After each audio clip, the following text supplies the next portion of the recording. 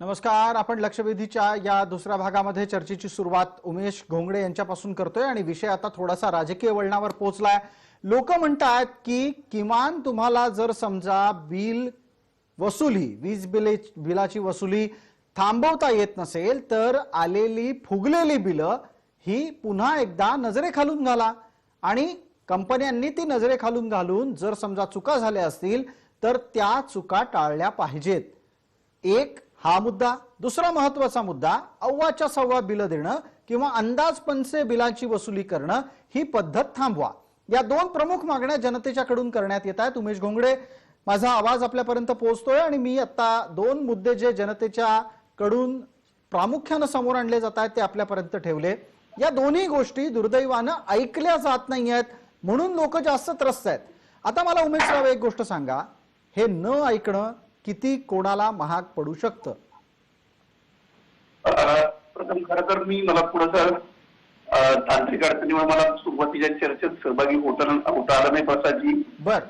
पण मला असं वाटतं की काल जो काही पण प्रकार झाला की विधानसभा अधिवेशन संपण्याच्या संध्याकाळी वीज जोडणीची जी काही एकूण हे होती, बंदी होती, ती मागे घेण्यात आली आणि आजपासून वीज जोडणीला सुरुवात केली राज्य सरकारनं.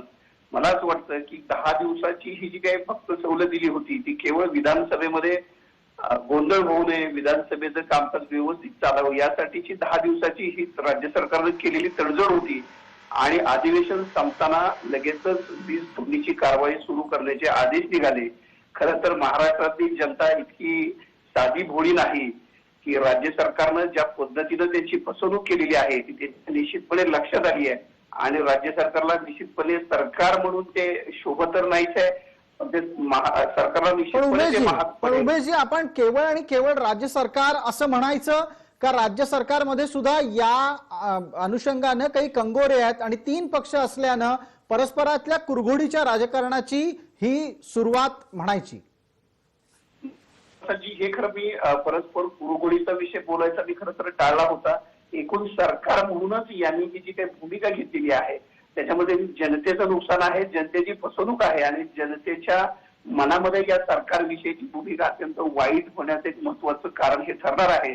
आणि तुम्ही काढलेला मुद्दा बोलायचा झाला तर खरोखर या 3 पक्षांमध्ये काँग्रेस, राष्ट्रवादी आणि शिवसेना यांच्यातल्या अंतर्गत कुरघोडीच्या राजकारणाचा परिणाम किंवा राजकारणाचा जो काही त्याचा जो त्रास आहे तो सहन जनतेला करावा लागतोय. निश्चितपणे शिवसेनेची भूमिका, काँग्रेसची भूमिका आणि राष्ट्रवादीची भूमिका या तिघांच्या 3 वेगवेगळ्या भूमिका होत्या. वास्तविक पाहता माझ्या माहितीप्रमाणे शिवसेनेची अशी भूमिका होती की आता जी 10 दिवसाची आपण ही प्रक्रिया वीज तोडण्याची थांबवलेली आहे तर याच्यामध्ये आणखी काही सवलत देता येईल का?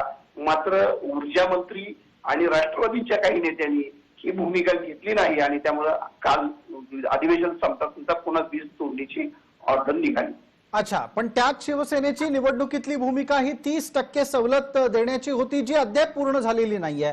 या निमित्तानं एक पुढचा प्रश्न माझा विश्वासराव पाटकांसाठी आहे. विश्वासराव, आपण सांगा, काल परवापर्यंत तुम्ही विद्यमान सरकारला निर्णयाला स्थगिती देणारं सरकार असं म्हणत होतात, कालच्या दिवशी तर स्थगितीलाच स्थगिती देऊन टाकली.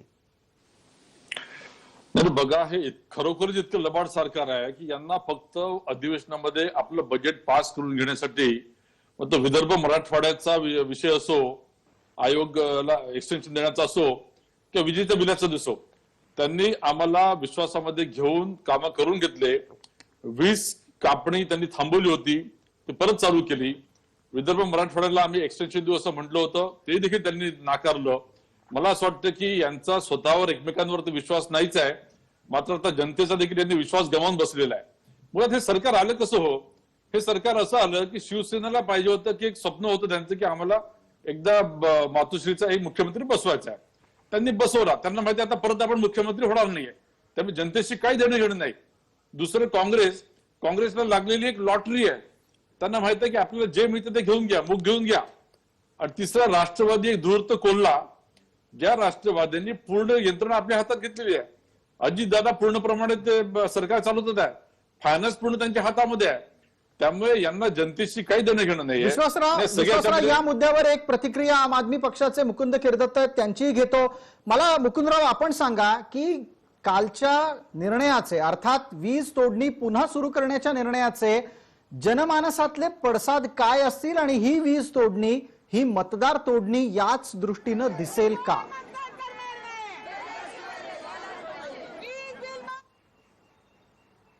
अत्यंत महत्वाचं आहे, कारण एका अर्थाने विधानसभेमध्ये जे अपेक्षित होतं ती काहीतरी जनतेच्या प्रश्नांची उत्तरं काढली जातील. प्रत्यक्षात काय झालं, ती दोन्ही जनतेचे प्रश्न होते. जे एक मुख्य जो आहे तो विजेचा संदर्भातला होता, दुसरा प्रश्न पेट्रोल डिझेल गॅसचा. दोन्ही पक्षांनी काय केलेलं आहे, म्हणजे सत्तेमध्ये असलेल्या पक्षांनी त्याचे जे अजितदादा आहेत त्यांनी एक विधान करून एका अर्थाने पॉप्युलर ते तयार करून त्या अर्थाने स्वतः क्रेडिट घेण्याचा प्रयत्न केला, थोडीतरी जनतेला दिलासा दिला, वीज तोडणी थांबवली.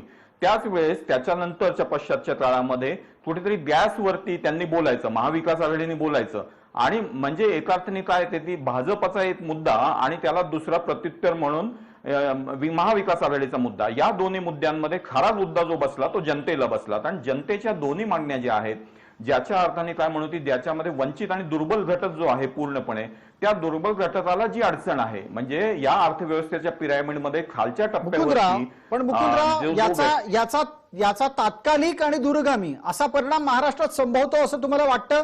कारण आज ज्यांना अडचणीच्या काळात आणखीन त्रास दिला जाईल ती माणसं हा विषय किती दिवस लक्षात ठेवू शकतील?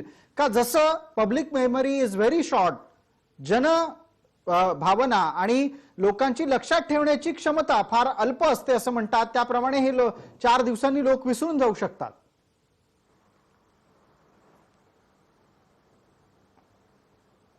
खरं तर हा प्रश्न तसा नाहीये, हा प्रत्येक सामान्य माणसाला चिमटा काढणारा प्रश्न आहे. त्याचं जी किंमत आहे ती त्याला पुढच्या वर्षभर त्याला पैसे जमा करून हे प्रश्न सोडवायला लागतील. हा पहिला एक विजेचा प्रश्न आहे, वीज बिलाचा, तसाच गॅसचा आहे, तसाच शाळा फीचा प्रश्न आहे. त्याचबरोबर शेतकऱ्यांच्या संदर्भामध्ये विमा जी आहे त्याचे प्रश्न आहेत. हे सगळ्या प्रश्नांची कुठेही उत्तरं विधानसभेमध्ये मिळालेली नाहीत. त्यामुळे खऱ्या अर्थाने ही विधानसभा एक नौटंकी होती असं खरोखर जनतेला दिसलेलं आहे. त्यामुळे जनतेचा शोभ आहे याच्यावरती, 100% शोभ आहे. उमेश घोंगडे, हा सगळा विषय लक्षात का येत नसावा सत्ताधाऱ्यांच्या?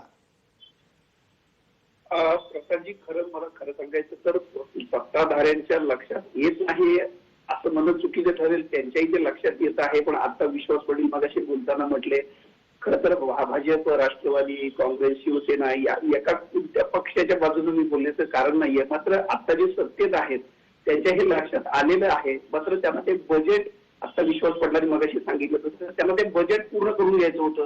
ते 10 दिवस काढायचे होते. अधिवेशन कसं तरी पूर्ण करून घ्यायचं होतं. अर्थसंकल्प मंजूर करून घ्यायचा होता. म्हणून साठी अजित पवारांनी ही शक्कल लढवली.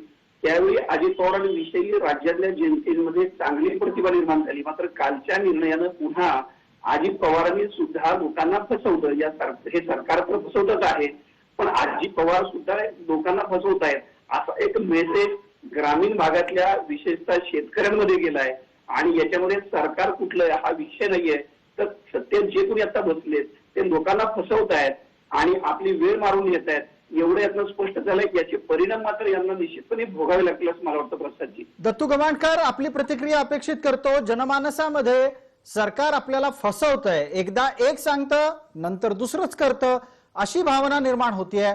हे तुमच्या लक्षात येत असेल तर तुम्ही आपापसात परस्परांमधल्या कुरघोड्या बाजूला ठेवून योग्य त्या पद्धतीनं निर्णय घेऊ शकाल का?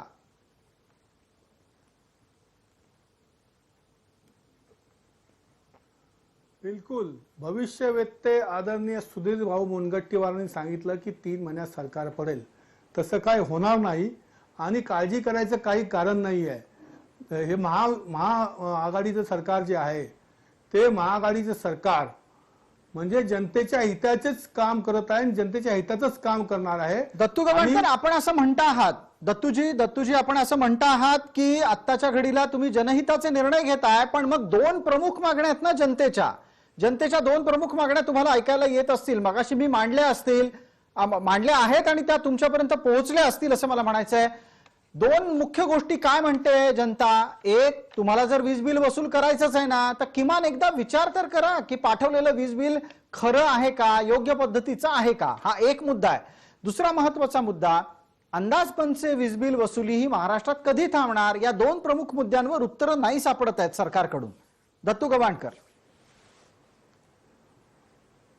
बिलकुल चुकीच्या बिलांची दुरुस्ती ही व्हायलाच हवी आणि त्याकरता तुमचं बिल चुकीचं आलंय ही तक्रार तुम्ही त्या ठिकाणी द्यायला पाहिजे. असे 6,94,000 तक्रारी त्या ठिकाणी आल्या. त्याच्यापैकी 99% तक्रारीचं निरसन आणि निवारण त्या ठिकाणी केलं गेलेलं आहे. आणि अजूनही कोणाची तक्रारी असतील तर त्या ठिकाणी लोकांनी जाऊन त्या तक्रारी दिल्या पाहिजेत, त्या लक्षात आणून दिल्या पाहिजेत. निश्चित त्याच्यावर त्याचं निवारण आणि निरसन केलं जाईल. दुसरं तुम्ही एकच मिनिट, आपण असं म्हणता आहात की त्याचं निवारण आणि निरसन केलं जाईल आणि त्याची जबाबदारी तुम्ही टाकताय कोणावर, तर लोकांवर. मुकुंद किर्दत्त, हा अप्रोच, हा दृष्टिकोन, ही भूमिका बरोबर आहे का? आम आदमी पक्षाचं जर सरकार असतं तर परिस्थिती कशी बदलली असती? मुकुंदराव.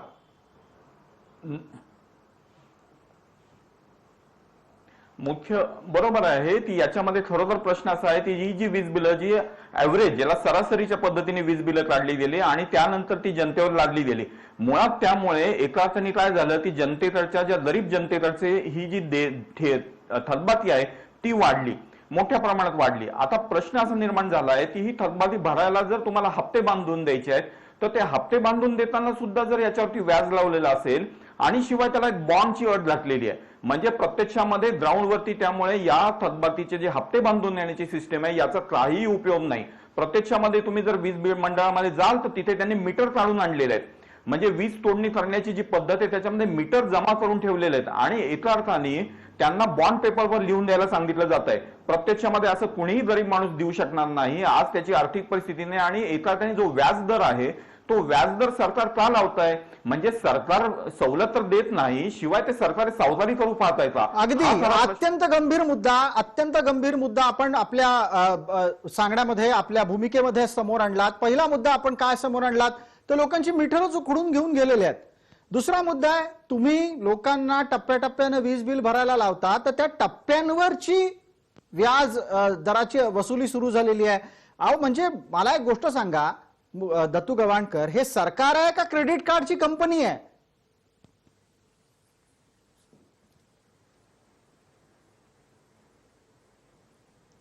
आता तुम्हाला काय म्हणायचं ते तुम्ही त्या बाजूला राहून बोलू शकता. नाही, मी या बाजूला राहून काय बोलतो? अहो मी पण एक वीज ग्राहक आहे. मी माझ्या वीज ग्राहक बांधवांची भावना आपल्या समोर मांडतोय. तुम्ही जर समजा एखाद्याचं मीटर उखडून नेलं तर 15 दिवस किमान त्याच्या घरामध्ये वीज नसणार. तुम्ही जर समजा चक्रवाढ व्याजानं बिल वसूल करायला लागलात तर लोकांच्यासाठी जे आज 1 रुपया भरायचा आहे उद्या त्यांच्या नशिबात 5 रुपये भरायला लागतील. ही भावना जनतेतली आहे जी मी आपल्या समोर मांडतोय. गवाणकर, 1 रुपयाचे 5 रुपये हा कुठला तर्क आहे? 1 रुपयाचे 5 रुपये भरावे लागतील हा कोणता तर्क आहे? आपल्याला थोड्या वेळापूर्वी मुकुंद किर्दत्तांनी मांडलेली भूमिका पोहोचली असेल. तुम्ही टप्प्याटप्प्यानं जी वसुली करणार आहात त्या वसुलीवर व्याज घेणार आहात. 1चा 5 म्हणाल म्हणजे 500% झालं.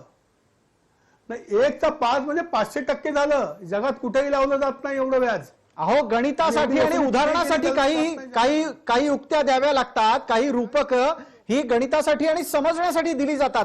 मुकुंदरावांना एकदा विचारून घेऊ. तुम्हाला जर समजा एकाचं 5 पटत नसेल, मुकुंदरावांना विचारून घेऊ. मुकुंदराव, मला सांगा, लोकांना वीज बिलामध्ये सवलत देता न येता वीज बिल भरण्याच्यासाठी टप्पे पाडून दिलेत. या टप्प्यांवरची व्याज वसुली ही प्रत्यक्षात वीज बिलामध्ये किती फुगवटा आणेल?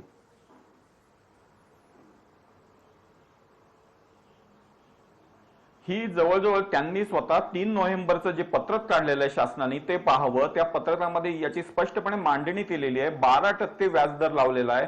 आता मला सांगा की 12% व्याजदर लावायसाठी त्यांनी छोट्या लघु क्रेडिट कंपन्यांकडनं 25% घ्यावे का पैसे जनतेने? माझ्या वस्त्यांमध्ये मी जिथे दिलेलो आहे तिथे लोकांकडे 10,000 हजाराची बिल आहेत, ज्यांचं मंथली ऍव्हरेज, महिन्याचं ऍव्हरेज 800 रुपये असायचं, त्यांचे 10,000 हजार देणी आहेत.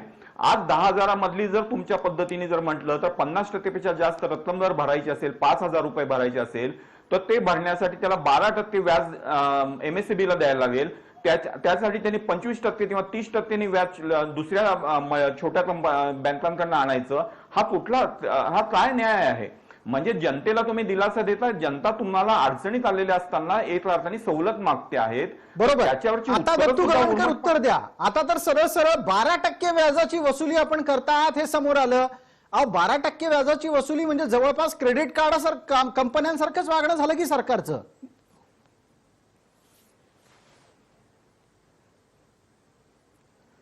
क्रेडिट कार्डच्या कंपन्या 36% व्याज आकारतात आणि ते मी सांगतो की जर मग याच्यावरती तुम्ही 12% 1/3 वीज- क्रेडिट कार्ड कंपन्यांसारखे वागताय का? तुम्ही अगदी इतक्या तपशिलात जात असाल तर मी तसाच विचारतो आपल्याला.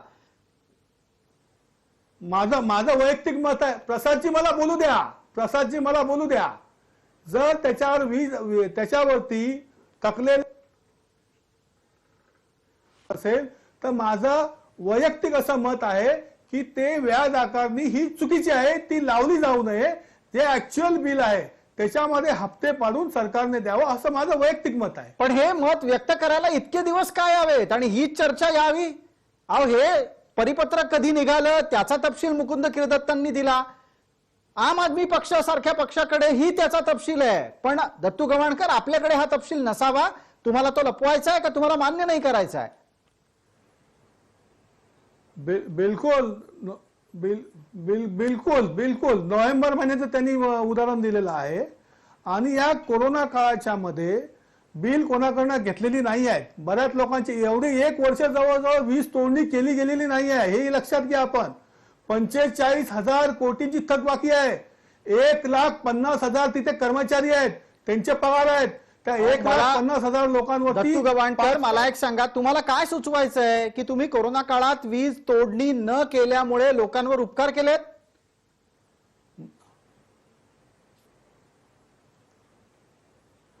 उपकाराची भाषा नाही प्रसादजी, अजिबात मी केली नाही उपकाराची भाषा. नाही, मग आणि याची करणारी नाही आठवण का कोणी. करून दिली जाते? हे आपल्या तोंडातले शब्द आहेत. मग याची आठवण का करून दिली जाते? अहो ते कर्तव्य होतं. मायबाप सरकार म्हणतात ते याच्याचसाठी ना, जनतेच्या वेदना कळल्या पाहिजेत म्हणून तर ही भावना असते. 45,000 कोटी. अहो मायबाप सरकार तुमचं केंद्रातलं मायबाप सरकार तिथून अडवणूक कोटा 3,500 कोटी जीएसटीचे देत नाही आणि प्रत्येक बाजूने राज्य सरकारची कोंडी करायची आणि त्यांची मुस्कटदाबी करायची आणि त्याच्यानंतर ज्या ज्या ठिकाणी शक्य असेल त्या ठिकाणी या अशा तऱ्हेचं लोकांना उकसवायचं हे काम ज्या तऱ्हेने फडणवीसांनी काल केलं विधानसभेमध्ये, की या तऱ्हेने मी सांगितलं मगाशी की अशा तऱ्हेचं हा यांचा एक खाजगीकरण आणण्याचा डाव आहे. ठीक आहे, याच्यावर एक पटकन विश्वासराव पाठकांना प्रश्न विचारतो. विश्वासराव पाठक, जे जे काही जगात घडतं ते नरेंद्र मोदींमुळे, देशात आणि महाराष्ट्रात फडणवीसांमुळे, असाच प्रचार काँग्रेस करतेय का? विश्वास पाठक यांचा संपर्क तुटतोय. आपण या निमित्तानं हा प्रश्न, विश्वासराव अगदी माझा प्रश्न पोहोचला आपल्यापर्यंत? आपला आवाज येतोय विश्वासराव, बोला. प्रसादजी माझ्यामध्ये खूप इकोज येतात आहे. माझा आवाज ऐकू येतोय? हो, आपला आवाज नीट पोहोचतोय, बोला.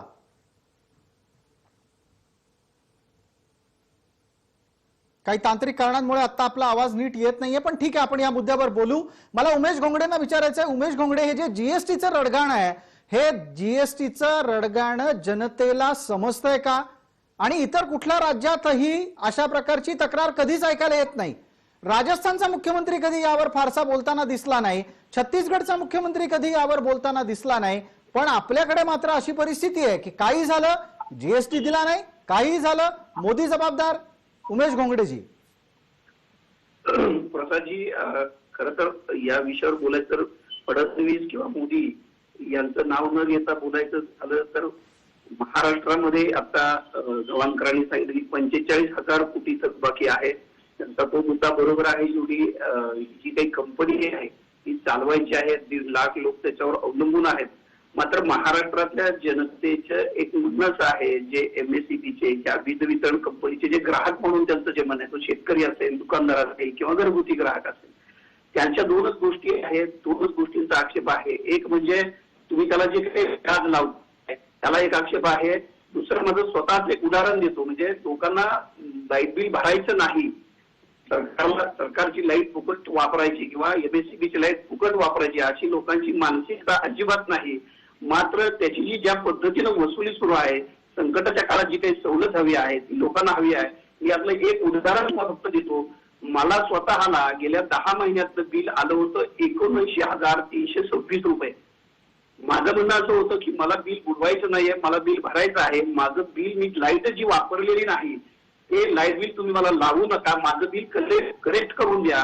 MSEB कडे मी गेलो, ऍप्लिकेशन केलं, हेलपाटे घातले. त्यानंतर MSEBनं माझं बिल करेक्ट करून दिलं आणि करेक्ट करून दिलेलं बिल आलं 15,130 रुपये, जे मी त्याच दिवशी एक रकमी भरलं. मला सांगायचं असं आहे की जी अव्वाच्या तव्वा जी काय वसुली सुरू आहे किंवा बिल वाढवून देण्यात आलंय ते बिल करेक्ट करून द्यावं आणि त्याच्यावर हा जो काही सवलतीच्या नावाखाली व्याज वगैरे लावतायत, हा लोक पैसे भरायला तयार आहेत, लोकांना वीज फुकट. मात्र अशी वाढणूक, फसवणूक नको आहे. यातला अगदी आपण असं नमूद केलं की लोकांना लुबाडणूक आणि फसवणूक नको आहे. या निमित्ताने चर्चेच्या शेवटच्या टप्प्यातला पटकन प्रश्न विश्वास पाठकांसाठी आहे. विश्वास पाठक, जे जे घडतं आहे त्या प्रत्येक गोष्टीला केंद्र आणि देवेंद्र फडणवीस जबाबदार आहेत, ही भूमिका जनता स्वीकारेल का? नाही, ही रडणाऱ्यांचं सरकार आहे. 4 लाख कोटीचं बजेट आहे महाराष्ट्राचं. 4 लाख कोटीपैकी 25,000 GST आले नाही, हे पहिले दिवसापासून नंतर रगडणं आहे. बाकी 3,75,000 कोटीचं नियोजन हे देत नाही आणि त्यांना तेवढी त्यांची कुवत पण ते समजू पण शकत नाही त्याचा विषय काय. तर 45,000 कोटी 45,000 कोटीचं थकबाकीचं सांगतात, त्यातले 7-8 कोटी हे कोरोना काळातले आहे. 7-8 कोटी नेहमीच आउटस्टँडिंग असतात कोणत्याही पोझिशनला असले तरी. दंड व्याजाची रक्कम 18% आहे. त्यामुळे पूर्णपणे फसलेले सरकार, असफल असलेले सरकार, यांना फक्त रडणं माहित आहे. ठीक आहे, आपण असं म्हणत आहात की हे रडगाणं करणारं सरकार आहे. दत्तू गवाणकर, 30 सेकंद आहेत शेवटची.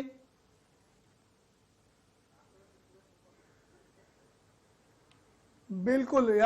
याच्यामध्ये फडणवीस सरकारने 17,000 कोटींचं कर्ज, हे महावितरणचं कर्ज जे होते ते 39,000 कोटींवर नेऊन ठेवलं आणि त्याकरता त्याच्यावर येणारं व्याज हे किती नुकसानदायक ठरलं या कंपनीला, याचाही आपण विचार करा. हाही ठोक ताळा तुम्ही लोकांसमोर ठेवा, हे माझं मत आहे. आणि नुसतं एका बाजूने पाठकजी आपण बोलू नका की आपल्या सरकारने काय त्या ठिकाणी वाकडं करून ठेवलं, आपल्या सरकारने काय वाटोळं करून ठेवलं की ते 17,788 कोटीचं कर्ज 39,152 कोटींवर कसं नेऊन ठेवलं आणि हा पैसा का कुठे गेला, याचाही आपण ठोक ताळा या जनतेला तुम्हाला द्यावाच लागेल. ठीक आहे, धन्यवाद. आपण सर्व मान्यवर या चर्चेमध्ये सहभागी झालात. आत्ताच्या घडीला महाराष्ट्रातल्या प्रत्येक व्यक्तीची अपेक्षा अशी आहे की त्याला एक न्यायोचित वीज बिल आलं पाहिजे आणि बिलाची न्यायोचित वसुली झाली पाहिजे. तुर्तास लक्षवेधीमध्ये इतकंच. सर्व मान्यवरांना या चर्चेमध्ये सहभागी होण्यासाठी खूप आभार. प्रेक्षकांना जय महाराष्ट्र.